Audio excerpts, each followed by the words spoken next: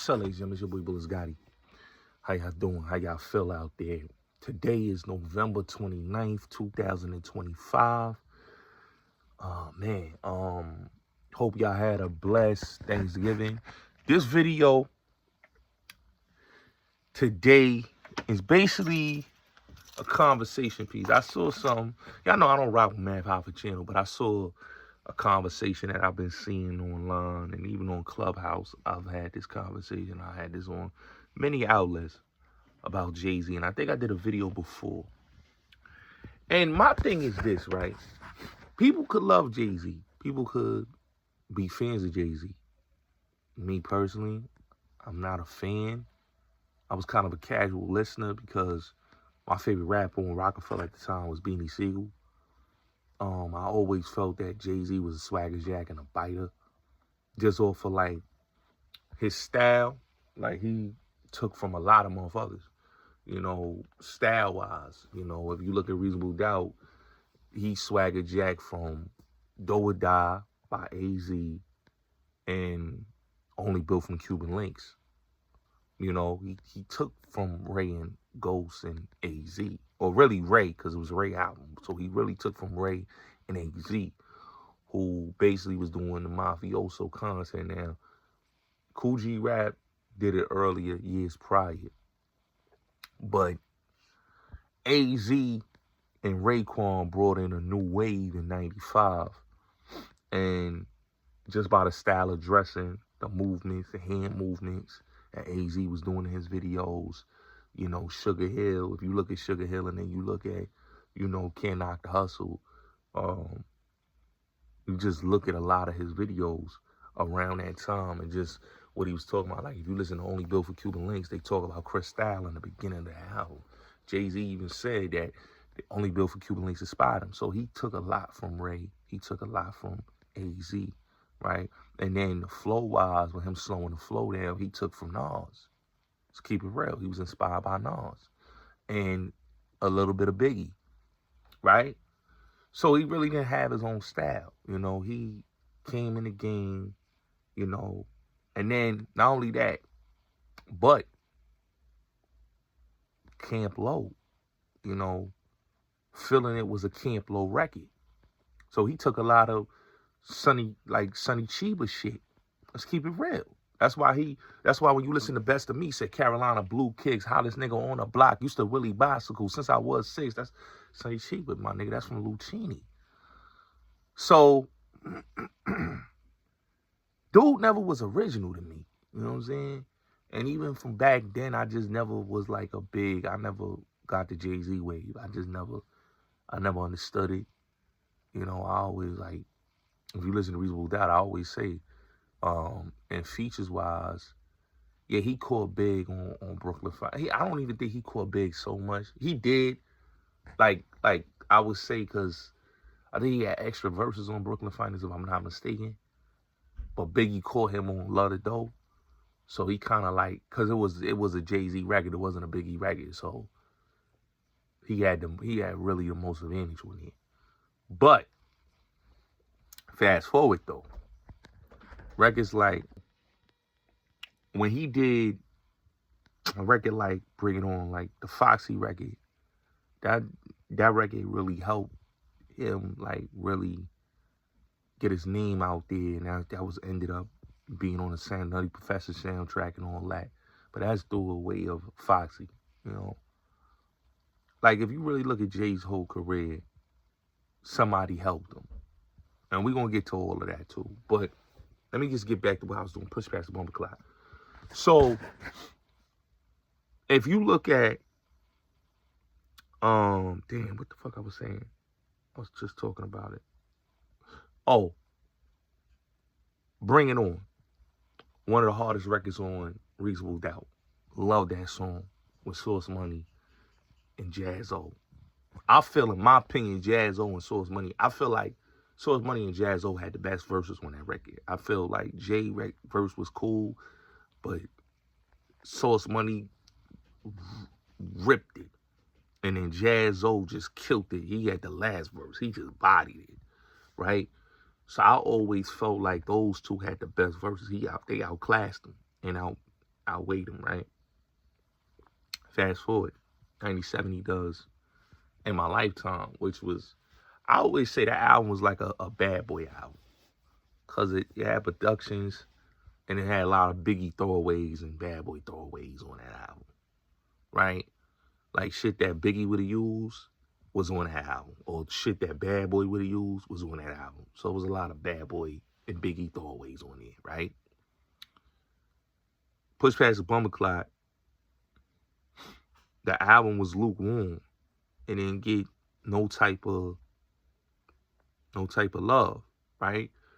You watched the single on the reggae, and that was his first album on Def Jam, right? And he signed Def Jam, and then that was his first project on Def Jam, right? Because his first album was independent. It was independent. It didn't, and this is another thing. Like dudes try to make Reasonable Doubt said it sell. It never sold. Reasonable Doubt didn't sell until 2002. That's when it went platinum. The album never sold. It didn't do no numbers. I think it was like very, very, very low on the charts, if I'm not mistaken. The albums that was really important that year was Outkast's second album, Pac, All Eyes on Me, Nas, It Was Written, The Fugees, The Score, Iron Man, Ghostface Killer, Little Kim Hardcore. These was the albums that was important that year, 96. Jay-Z album really wasn't that important because it wasn't mainstream. And it wasn't not only that it was mainstream, it was just, he just didn't have the buzz. Like people try to make it seem like he didn't get the buzz until later in his career. So fast forward, Bad Boy dominated the whole 1997. I don't care what nobody said. If you remember 97, Bad Boy dominated it. Bad Boy dominated 1997. And I'm talking about from the beginning of 97, because that was March, Biggie album drop. And then summer of 97. No. Puff, I think Puff dropped his album before Life After Death. Or I think it was in between. I think those albums was in between. I can't remember, it's been so long. But I know Mace's album dropped in August. I remember that. August 97. No. Was it August? No, I don't think it was August. I think it was October 97. Puff dropped August. Because I know Big dropped March. But I know it was around the realms of one album dropped in the summer, the other dropped in the fall, the other one dropped in the spring. I know it was around them realms. So 97 was the year of Bad Boy. They closed out Summer Jam. They won a Grammy the next year. So they dominated the charts, 97, 98. Beginning of 98. Right? 90. Jay-Z wasn't even in that conversation. He wasn't. In fact, if you remember, he was like an opener on the No Way Out tour. And then he left the tour. I don't even think he did that long on the tour. He left the tour. But he was like an opener. I think before Busta Rhymes and the Firm came in. So he left that tour. So they put out Streets Is Watching, which was supposed to get the streets. You know, a lot of the records that was on Streets Is Watching, like Where I'm From, that was on the album. So he put the joints that was on the album and some joints that wasn't even on the album on there, right? In my opinion, Jay rode the wave of DMX and he rode the wave of Ja Rule, right? By him riding the wave of Queens niggas, you know what I'm saying? Because those are the dudes that got him back. So, because, look, if you really look at his beginnings, right? Jay-Z was getting dubbed by all the record labels. You hear Clark Kent say it, you hear Big Daddy Kane. Nobody was jacking him, right? And Jay was rapping since 88, 89.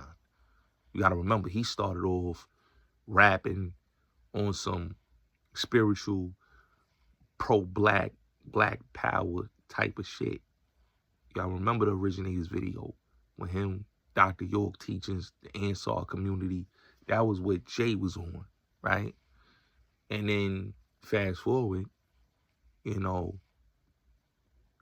he gets around Biggs and Dame and them Harlem dudes. They into that street hustling rap uptown. They wasn't into what Jay was talking. No, it wasn't into that. So he slowed the flow down. And Big say it all the time. He slowed the flow down. That's when they started liking him. So once he slowed the flow down and they started liking him, then that's when they put the money. That's when dudes got invested, right? Because a lot of people say, oh, Juan was a nigga connect. Juan was never his connect. His connect was a nigga named Spidey in Harlem. That was Jay-Z's connect, Spidey. Never Juan. I don't know where people get that Juan was a connect. Juan wasn't his connect. Juan, he met Juan through Biggs and Dame. They brought Juan, Bo, and all them dudes. They brought all them dudes involved. Malik Sealy. They brought all them involved in that whole Roc-A-Fella conglomerate. So, push past the bumper clock. 97 was Bad Boy year, right? Jay wasn't even, he was like number 5. If we want to talk about rappers. I don't even think he was 5. I can't even say 5. I say 10. He was like number 10 at that time. Now, 98. People love talking about 98. Do they remember the original sales of Hard Knock Life? Because DMX was that nigga out the gate. Straight up. Outsold him and Pun. They was them niggas. They, in my opinion, Pun and X was neck and neck for 98. But X, he kind of edged it out because he dropped 2 albums. So 98 was completely DMX year. Right? He dominated. Even though Jay-Z did Streets Was Watching. Streets Was Watching came out in 98, but it didn't have the impact of DMX. And the reason why they did the Hard Knock Life tour was because of Survival of the Illest. That tour inspired the Hard Knock Life tour. If it wasn't for Survival of the Illest, there wouldn't be no Hard Knock Life tour, right? So DMX was the top dog at the time. This man carried Def Jam on the back, brought Def Jam back, right? Herb said it, everybody said it. Jay-Z got with the niggas that had the gold mine. He wanted Dame Grease to do Hard Knock Life. But Dame Grease didn't do Jay-Z album. So DNY didn't introduce him to Dame Grease. So they instead gave him Swiss Beats. Swiss Beats does some records on Hard Knock Life. The Irv does. And it was because of the Irv factor, the Swiss Beats factor, the Rough Riders system helped out Hard Knock Life, right? Mixed with Mark the 45 King, right? Because Mark the 45 King was responsible, and Kid Capri was responsible for that record, Hard Knock Life, right? Now, mind you, Jay-Z album didn't go 5 million in 98. It took, I think, 3 years for it to go to sell. I think it only sold like 1 million, then it was 2 million in 99, and then I think around like 2000, it was like 4 to 5 million. No, it was 4 million. It didn't go 5 million until later. So Jay didn't have 98. They got to stop that. You know what I'm saying? He didn't have 99. That was all DMX. 98, 99, 2000, that was all DMX. And then 2001, that was all, like, 2000 was like Murder Inc. Because after DMX, you know, was like going through what he was going through, his struggles, Ja Rule and them came in 2000, then 2001, 2003, 2002. That was all Murder Inc. And then you add the Nellies, the Ludacris. The man had no error. I don't understand how people could call a man a GOAT when he never had an error. I've never seen rappers wanted to be Jay-Z. I've seen rappers wanted to be every other rapper. You know what I'm saying? Like, I feel like niggas talk about the Yankee. Everybody rode the Yankee fitted. So you can't say Jay was responsible for the Yankee fitted because rappers was wearing the Yankee hats before Jay was rocking the Yankee hats. This is facts. Biggie wore Yankee hat. You know, Rakim wore a Yankee hat. Everybody wore a Yankee hat. So you can't say Jay-Z was responsible for a Yankee hat. You know what I'm saying? Dudes talking about the button-up shirts. Everybody wore button-up shirts before Hove. So you can't say Hove responsible for button-ups or Mitchell and Ness. Because dudes was rocking Mitchell and Ness before for Jay. Cormega, I think, is more important in Big Boy, if you want to say, or the Philly dudes. Because the Philly dudes was the real ones, and niggas like Sean and all that. I was seeing the bad boy niggas rock Mitchell and Ness, Outkast, Cormega. These are the dudes that was wearing Mitchell and Ness before Jay even was on the Mitchell and Ness wave.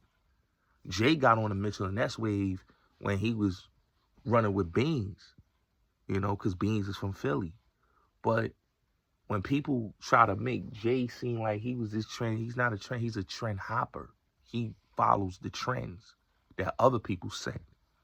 You know, if it wasn't for Ja Rule with the Can I Get Her, I don't think he would have had, I don't think that album would have did as well if it wasn't for Ja Rule doing that record with him, because that kind of helped him. And then him doing that record, which was a big record for him, like radio-wise. I'm not talking about it was a #1 single.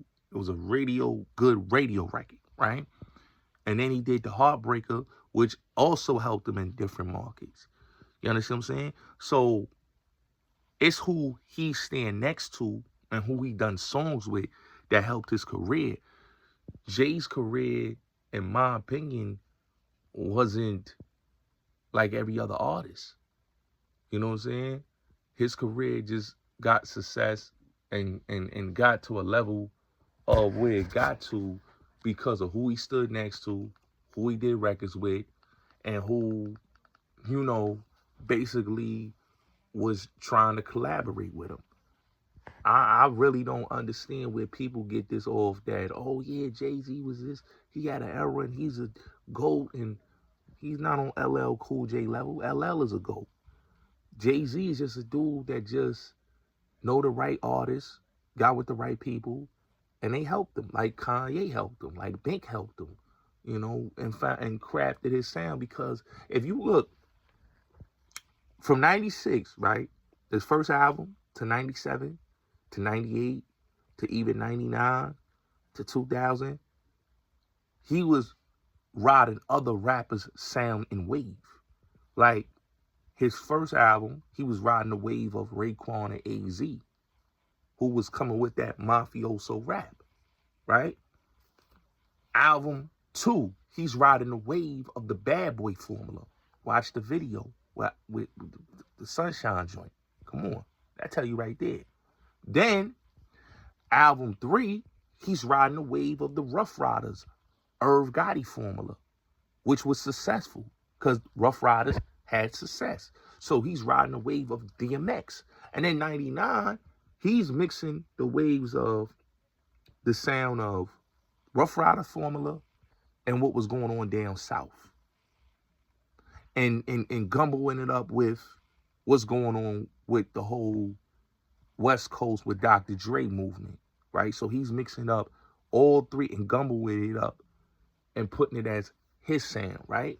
And then in 2000, he gets next to Beans. Beans come with a whole different soulful sound, right? He does the Dynasty album. He taken from Beans. He's taken from the Philly dudes, taking that whole soulful sound, right? And he took from them when he did Blueprint. So the man never had a sound, and he never had a thing. Like, if you look at 2001, 2002, I always tell people that was Jay-Z's pivotal moment or pivotal year, right? Because he was everywhere. I mean, BET, MTV, he was everywhere. The Blueprint, that was being promoted like crazy. He had the beef with Nas. He's on the radio crazy. He's on the TV crazy. They got him like everywhere. He's the big dude. He doing records with Michael Jackson. He bring Michael Jackson out at Summer Jam. So he basically had his pivotal moment off of 2001 and 2002 with the Blueprint 1 and the Blueprint 2. Now, 2003, 50 Cent emerged. He's like, I'm done with rapping, right? He falls back. He comes back. His biggest #1 album is Kingdom Come. You can look it up. Numbers don't lie.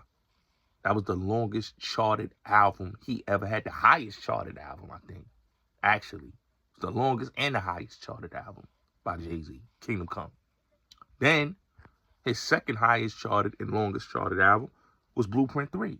Now, this is past, this nigga been in the game for so long. This is past his prime. This is past his prime. This is not Jay-Z of the 90s. This is Jay-Z that was Def Jam president that came back to rap.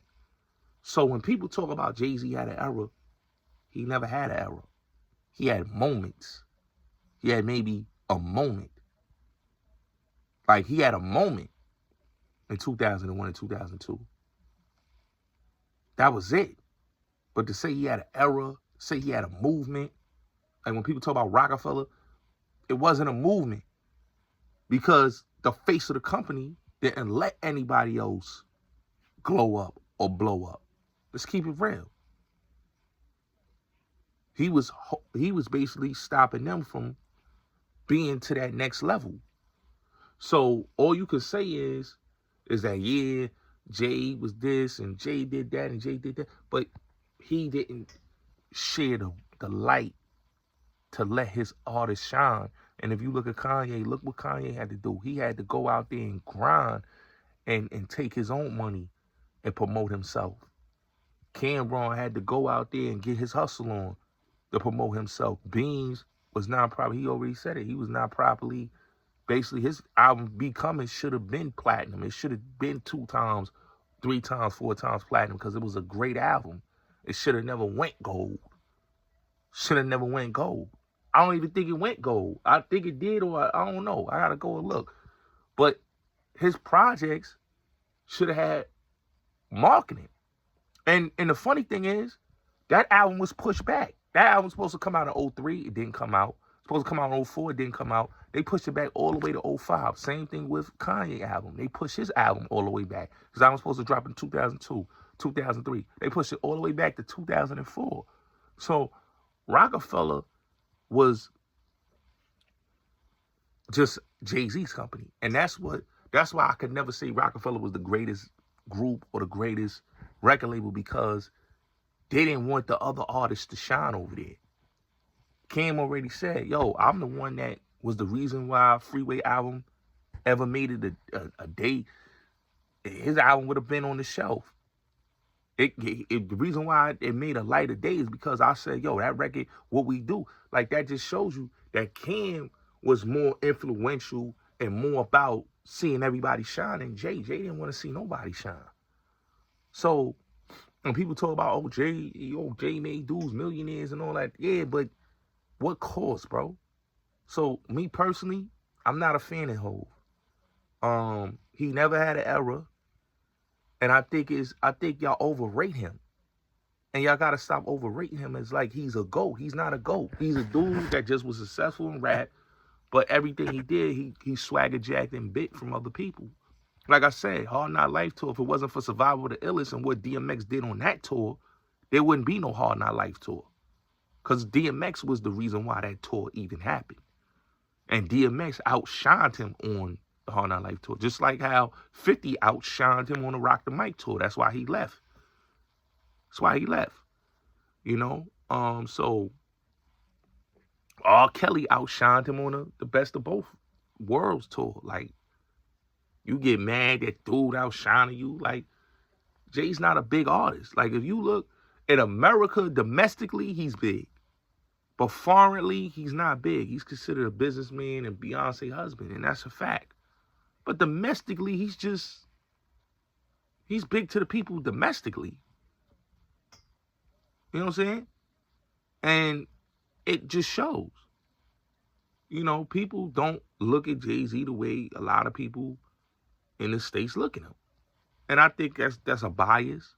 I think sometimes it comes off of Brooklyn. I wouldn't even say Brooklyn bias. I just say it's New York bias a lot of times, because there's a lot of people that fans of him that's not from Brooklyn. It's people, but to me, I never get the real, like, what was so nice because like his bars is not like so much advanced.